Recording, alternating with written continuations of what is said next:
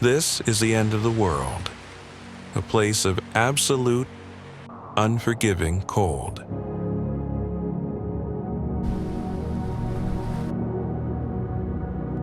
A landscape where every single moment is a battle for survival. Here, life is a collective endeavor, a huddle against the void. But what happens when one member of the collective simply walks away? This single, solitary figure, captured on film, became an internet legend. The Nihilist Penguin. It is a creature marching not toward food, not toward family, but toward certain icy death. Why? Was it madness, a fatal disorientation, or a profound existential choice? Tonight, we journey to the coldest place on Earth to uncover the mystery of the penguin who chose to walk alone.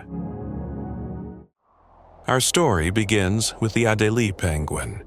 They are the quintessential Antarctic resident, perfectly adapted to this brutal environment. Standing roughly 70 centimeters tall and weighing up to 6 kilograms, they are a compact engine of survival. Their tuxedo-like plumage is not a fashion statement but a marvel of thermoregulation, with a dense layer of down and specialized feathers that keep them insulated in temperatures that can plummet far below freezing. Their entire existence is tethered to the sea.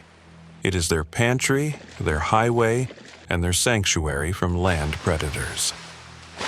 They are seabirds who have traded the power of flight for an unmatched mastery of the ocean, capable of diving hundreds of feet to hunt krill, fish, and squid. The colony is their fortress, a chaotic, noisy, and essential community where survival is a numbers game.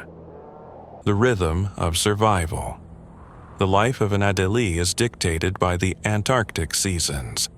For a brief, frantic period from October to February, the austral summer, the ice recedes just enough for the breeding season to begin.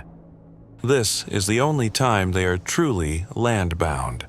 They return to the same rocky, ice-free rookeries, where they build nests, lay eggs, and raise their young. Their daily routine is a relentless cycle of duty. One parent guards the nest while the other undertakes a perilous, multi-day foraging trip to the sea. This is a life of constant motion, a march from the colony to the water and back again, a pattern ingrained over millennia. But as the sun begins to dip in March, the colony disperses. The adults and their now independent young head out to the pack ice, where they will spend the long, dark winter months staying close to open water to feed until the cycle calls them back to the land. This routine is the law of their world. To deviate is to break the contract of survival. And that is what makes the footage captured in 2007 so profoundly disturbing. The moment of departure. The scene is from the 2007 documentary Encounters at the End of the World by the legendary filmmaker Werner Herzog. Herzog, a man fascinated by the extremes of human and natural existence, found a perfect metaphor in this desolate corner of Antarctica. The camera focuses on a group of Adélies near a research station. Then one of them stops. It turns its back on the sea, on the colony, on the very source of its life. It begins to walk, not toward the water, but inland, toward the distant icy mountains. A journey of some 70 kilometers across a barren, featureless wasteland. Herzog's narration is chillingly detached, describing the act as a death march. The penguin is walking toward an environment that offers no food, no water, and no shelter. It is a path that can only end in starvation and freezing. The scientists, bound by protocol, cannot intervene.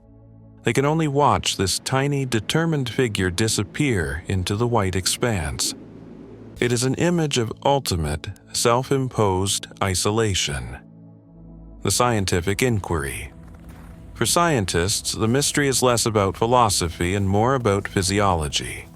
While the image is powerful, experts caution against anthropomorphism, projecting human emotions onto an animal.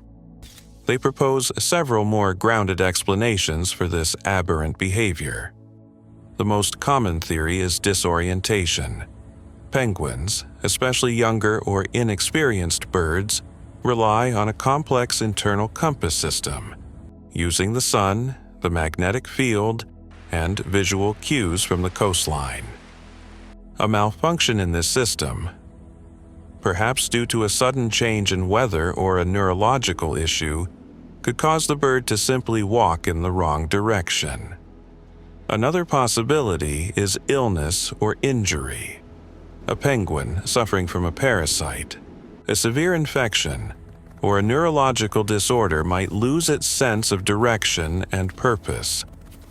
As one expert in the film noted, while he had never seen a penguin bashing its head against a rock, they certainly do get disoriented.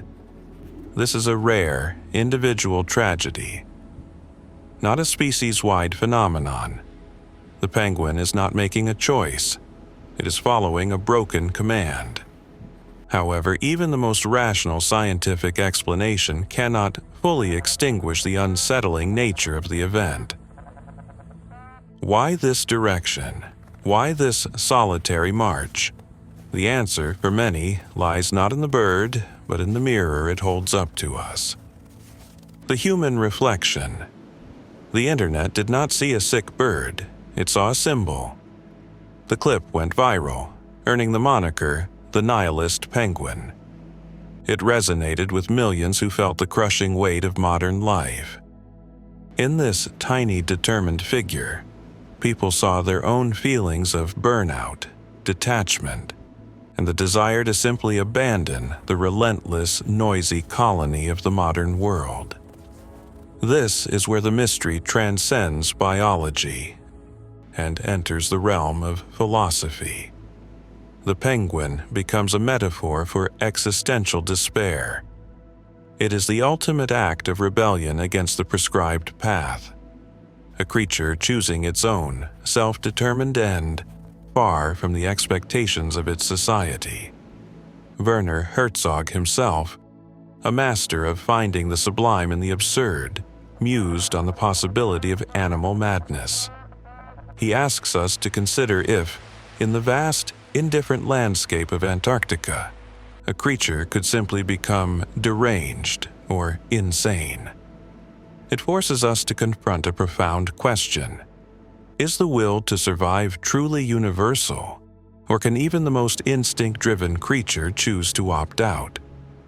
The truth is likely a blend of both.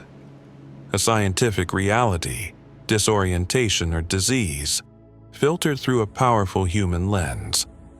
The penguin's lonely walk is a biological accident, but its viral fame is a cultural phenomenon.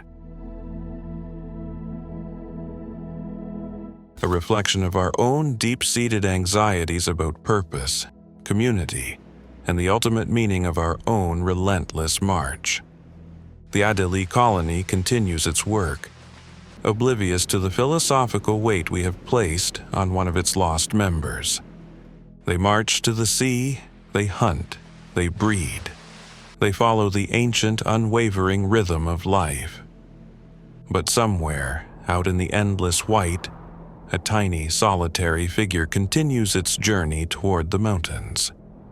A journey that began as a biological anomaly, but which has become a powerful, haunting question mark in the human mind.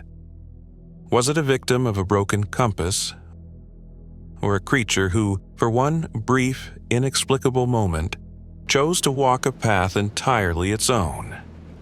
The mystery remains. And perhaps that is the point. What do you think? Let us know in the comments below.